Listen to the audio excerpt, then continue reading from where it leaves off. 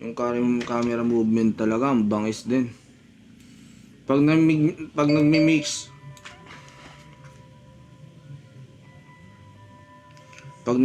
ako ng kanta, nakikinig din ako sa ibang mga kanta. O pag wala ako sa mood na maggawa ng kanta or mag-record ng kanta, nakikinig ako sa ibang mga kanta, mga random, kung ano lang yung pumapat dito, kahit ano. Dati naiingayan ako sa K-pop, ngayon parang nag-iba na yung paningin ko nag-iba na pandinig ko Ang solid pala talaga nila pag English. Kasi pag Korean kasi, annoying pakinggan para sa akin kasi hindi ako nakaintindi nun. Pero sinubukan nila mag-English. Kakaiba.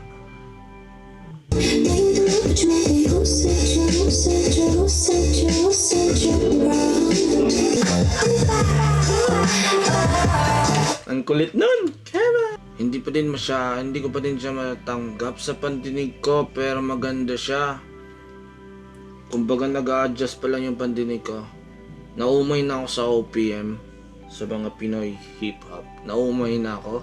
Kasi ang tagal mag-release sila Flow-G, tsaka nila Yuri Dope. Ang tagal nila mag-release ng bago.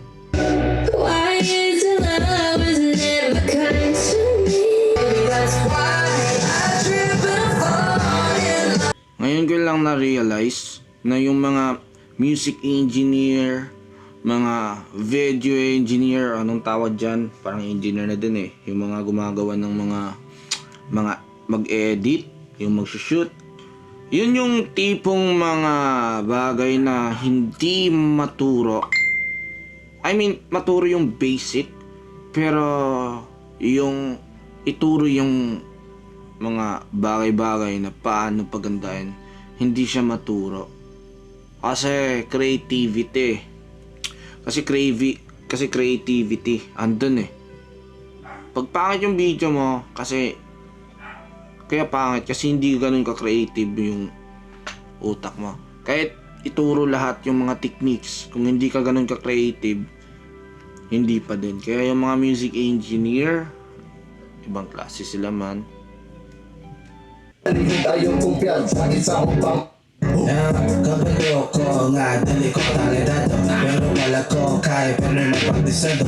Mga rhyme na ako, simple lang kaayo. Pero matingala ka, nanubog kayo. Grabe ang ganda ng pagka-mix talaga dyan. Yung ma-echo pero malinis pa din, na lumulutang pa rin yung ma-bass na boses. Ang hirap niyan, paano niyan gawin? Kaya nakikinig ako sa mga ibang kanta kasi para magka-idea ako kung ano yung tunog sa boses natin. Meron akong mga pending na kanta dito. Madami-dami to. 5. Pero di ko alam kailan ito ilalabas. Sa ngayon parang wala pa akong matapos dito.